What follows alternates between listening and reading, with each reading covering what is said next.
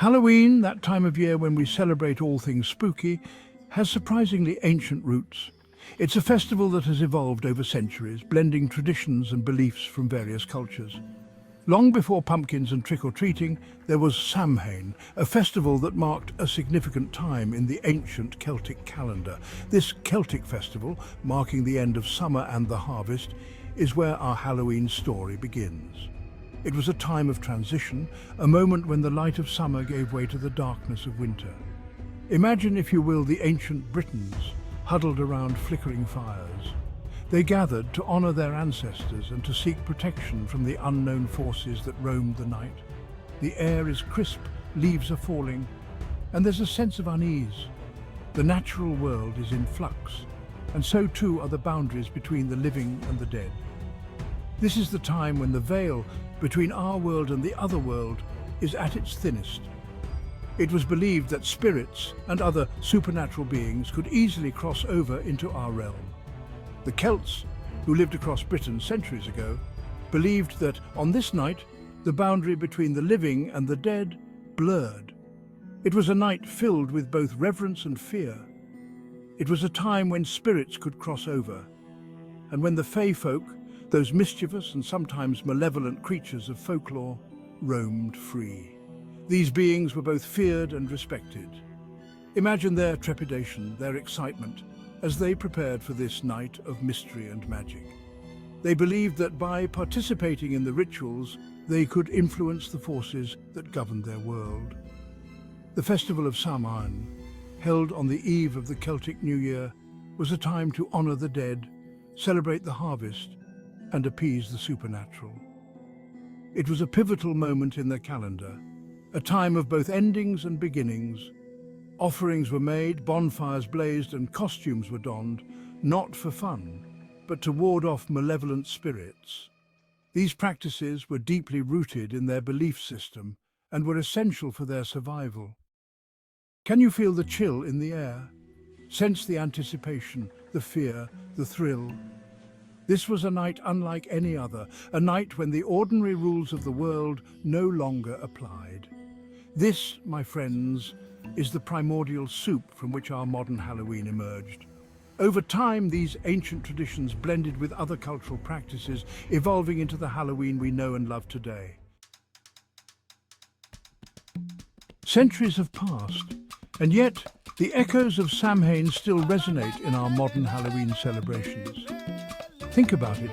The bonfires that once warded off evil spirits have evolved into our brightly lit jack-o'-lanterns. The act of carving a scary face into a pumpkin, that's a direct descendant of the Celtic tradition of carving turnips and placing candles inside to ward off malevolent spirits. And what about those games we play? Bobbing for apples, anyone? This seemingly innocent game has its roots in Celtic divination rituals, where apples were seen as sacred to the other world and used to foretell the future. Young maidens would attempt to pluck apples from a cauldron of water using only their teeth, their successes or failures seen as glimpses into their romantic destinies. Even the act of dressing up, a cornerstone of modern Halloween, harks back to Samhain. The Celts believed that by donning costumes and masks, they could trick malevolent spirits into thinking they were one of their own.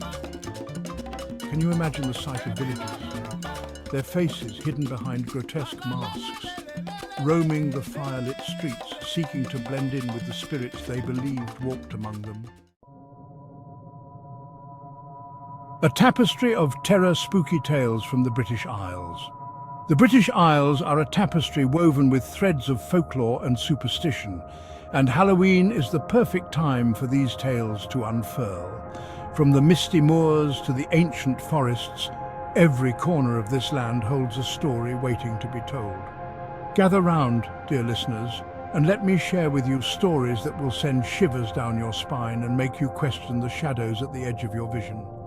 These tales have been passed down through generations, each one more chilling than the last. Have you heard of the Barghest, a monstrous black dog with glowing eyes said to haunt the Yorkshire moors? This spectral hound is often seen prowling the desolate paths, its eyes burning like embers in the night. Legend has it that to see the Barghest is an omen of impending doom. Those who have encountered it speak of an overwhelming sense of dread, as if the very air around them has turned to ice. Or perhaps you've encountered tales of spring-heeled Jack, a devilish figure with glowing red eyes and the ability to leap incredible heights, who terrorized Victorian England. His appearances were sudden and terrifying, leaving witnesses in a state of shock. His victims spoke of claws, a blue flame from his mouth, and a chilling laugh that echoed in the night. The very mention of his name would send a wave of fear through the hearts of those who heard it. And then there are the fairies, those mischievous creatures of Celtic folklore. Unlike the gentle fairies of modern tales, these beings are capricious and unpredictable. Beware, for they are not always the benevolent sprites of children's stories. They dwell in the shadows, watching and waiting for the perfect moment to play their tricks. These are creatures of wild magic, capable of both great kindness and terrible cruelty.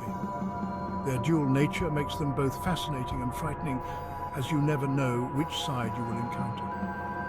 Cross them at your peril, for they are said to steal away children and lead travelers astray with their enchanting music and beguiling illusions. Many have ventured into the woods, never to return, lured by the haunting melodies and the promise of otherworldly wonders.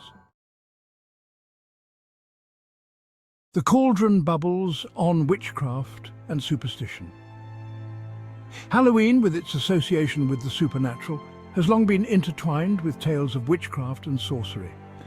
In Britain, where ancient beliefs lingered long into the Christian era, the fear of witches was particularly potent. Imagine a time when women who lived alone, practiced herbal medicine, or simply possessed knowledge beyond the understanding of their neighbours were accused of consorting with the devil. During the witch hunts of the 16th and 17th centuries, countless innocent individuals, mostly women, were persecuted and even executed based on flimsy accusations. Their alleged crimes?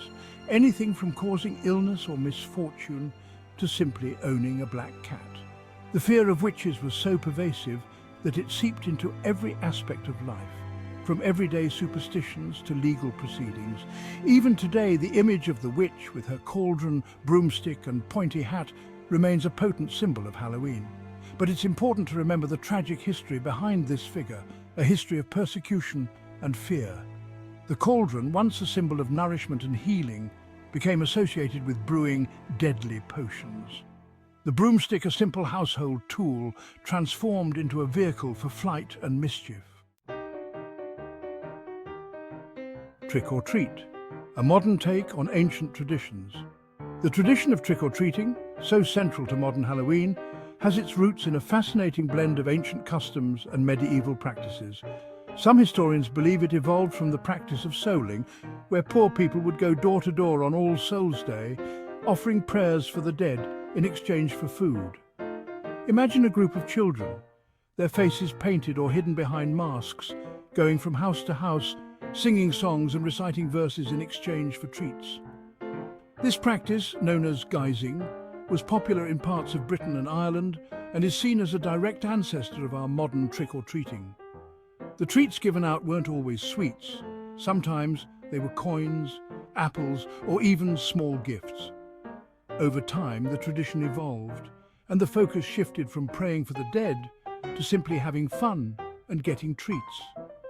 The phrase trick or treat itself didn't appear until the early 20th century, and the practice of dressing up in costumes became increasingly elaborate.